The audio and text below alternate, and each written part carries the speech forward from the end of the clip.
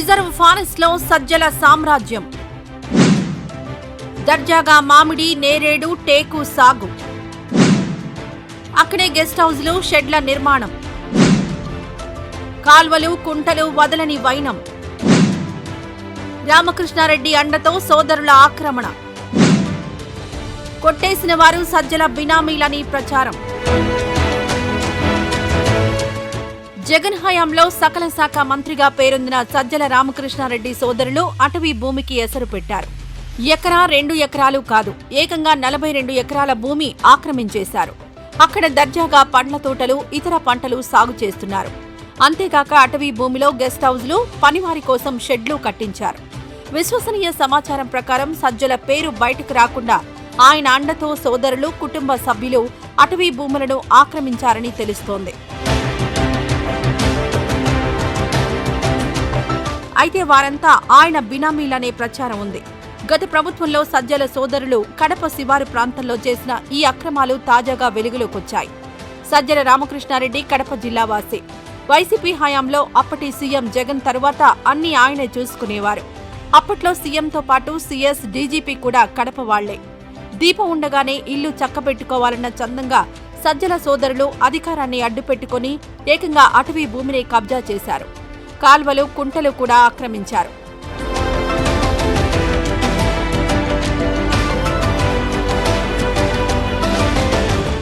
సజ్జల రామకృష్ణారెడ్డి, దివాకర్ రెడ్డి, జనార్దన్ రెడ్డి ముగ్గురు అన్నదమ్ములు. వీరిలో దివాకర్ రెడ్డి చనిపోయారు.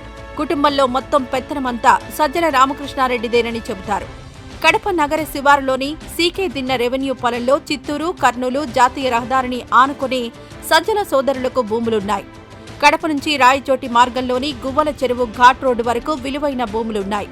ఇక్కడ కడప వైసీపీ నేతలకు ఫామ్ హౌజులు ఉన్నాయి. అప్పుడప్పుడు ఇక్కడ రేవ్ పార్టీ జరుగుతుందని చెబుతారు.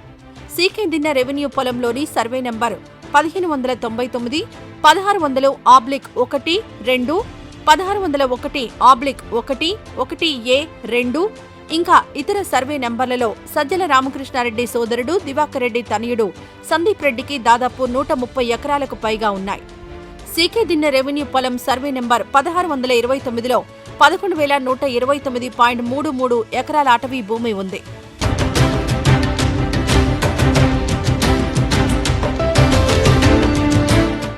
అయితే సజ్జల సోదరులు ఈ భూముల్లో కొంత ఆక్రమించేశారు.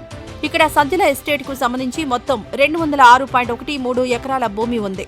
ఇందులో పట్టా భూమి 146.75 ఎకరాలు, ప్రభుత్వ భూమి 10.2 ఎకరాలు, డీకేటీ 5.14 ఎకరాలు, చుక్కల భూమి 2.02 ఎకరాలు ఉన్నాయి. అటవీ భూమి 42.20 ఎకరాలను ఆక్రమించేశారు. ఇందులో మామిడి, నేరేడు, టేకు, ఇతర పంటలు సాగు చేశారు. అక్కడే గెస్ట్ హౌస్లు కట్టారు. అక్కడ పనిచేసే ఉద్యోగులకు షెడ్లు ఏర్పాటు చేశారు.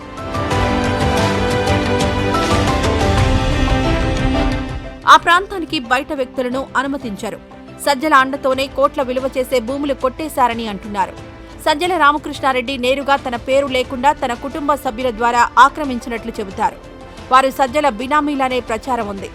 ఇప్పటికీ రెవెన్యూ రికార్డుల్లో ఆ భూములు రిజర్వ్ ఫారెస్ట్లో ఉన్నాయి. అటవీ ప్రాంతం కావడంతో ఇప్పటికీ అక్కడ నెమళ్లు తిరుగుతున్నాయి. కోట్ల రూపాయల విలువ చేసే భూములు కొట్టేసిన అటు అటవీ శాఖ, ఇటు రెవెన్యూ యంత్రాంగం కళ్లు మూసుకున్నాయి. అటవీ భూముల ఆక్రమణ వ్యవహారం ఇటీవల కలెక్టర్ దృష్టికి రావడంతో సర్వే చేయిస్తున్నారు.